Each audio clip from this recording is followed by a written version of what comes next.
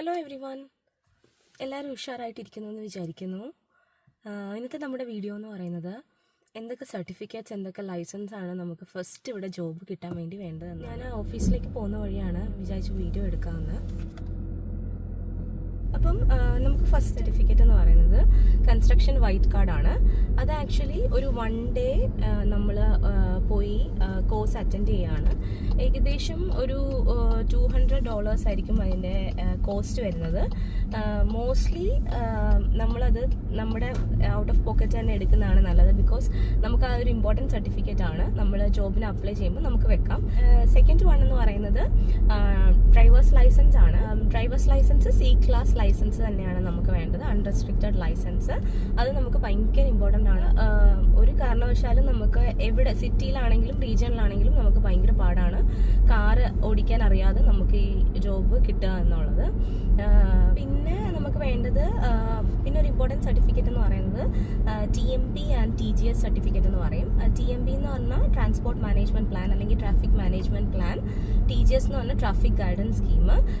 Civil എഞ്ചിനീയേഴ്സായിട്ട് വരുന്നവർക്ക് graduate ആയിട്ട് ഇരിക്കുമ്പം തന്നെ അവർ എടുക്കണം എന്ന് പറയുന്ന ഒരു സർട്ടിഫിക്കറ്റ് ആട്ടോ അത്. ഇരുന്നപ്പം എനിക്ക് കൗൺസിൽ വഴിയാണ് ഞാനത് എടുത്തത്. അല്ലെങ്കിൽ അത് കുറച്ച് എക്സ്പെൻസീവ് ആണ്. എനിക്ക് തോന്നുന്നു 2500 അങ്ങനെ എന്തോ ആവും. അതൊരു 2 ദിവസം നമ്മൾ കണ്ടിന്യൂസ് നമുക്ക് ട്രെയിനിങ് ഉണ്ടാവും. സർട്ടിഫിക്കറ്റ്സ് ഇത്രയാണ് നമുക്ക് മെയിൻലി വേണ്ടത്. ബാക്കി എല്ലാം വഴിയെ നമ്മൾ എടുക്കുന്നതാണ്. ഇപ്പോൾ സൂപ്പർവൈസർ സ്കിൽ സർട്ടിഫിക്കറ്റ്സ് ഉണ്ട്, പിന്നെ ഫസ്റ്റ് എയ്ഡിൻ്റെ സർട്ടിഫിക്കറ്റ് ഉണ്ട്. ഇതെല്ലാം നമുക്കൊന്ന് ഫസ്റ്റ് ജോബ് ആയതിനു ശേഷം നമുക്ക് ചെയ്യാൻ പറ്റുന്നതാണ്. പിന്നെ എന്തൊക്കെ കോഡ്സ് ആണ് പഠിക്കേണ്ടതെന്ന്, കോഡ്സും സ്റ്റാൻഡേർഡ്സും ഒക്കെ. നമ്മുടെ ഇവിടെ എന്ത് കൺസ്ട്രക്ഷനും നമ്മൾ മെയിനായിട്ട് യൂസ് ചെയ്യുന്നത് ഓസ്ട്രോഡ്സ് എന്ന് പറയും.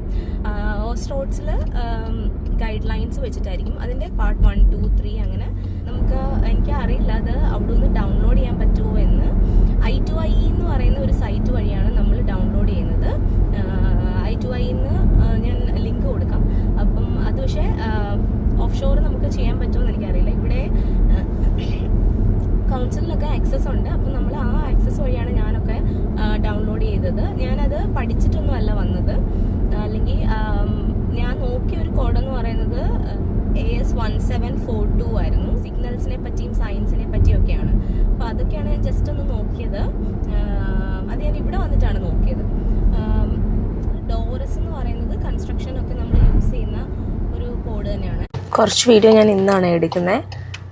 ബാക്കിയുള്ള എല്ലാ കോഡും നമ്മൾ വർക്ക് ചെയ്യുന്ന നമ്മുടെ റോളിനനുസരിച്ച് ചേഞ്ച് ആവും, വ്യത്യാസം ഉണ്ടാവും. അപ്പോൾ അതാണ് കോഡ്, സ്റ്റാൻഡേർഡ്സ്. പിന്നെ ലൈസൻസ് ഞാൻ ഓൾറെഡി പറഞ്ഞു. അപ്പോൾ അത്രയേ ഉള്ളൂ ഇന്നത്തെ വീഡിയോ. താങ്ക്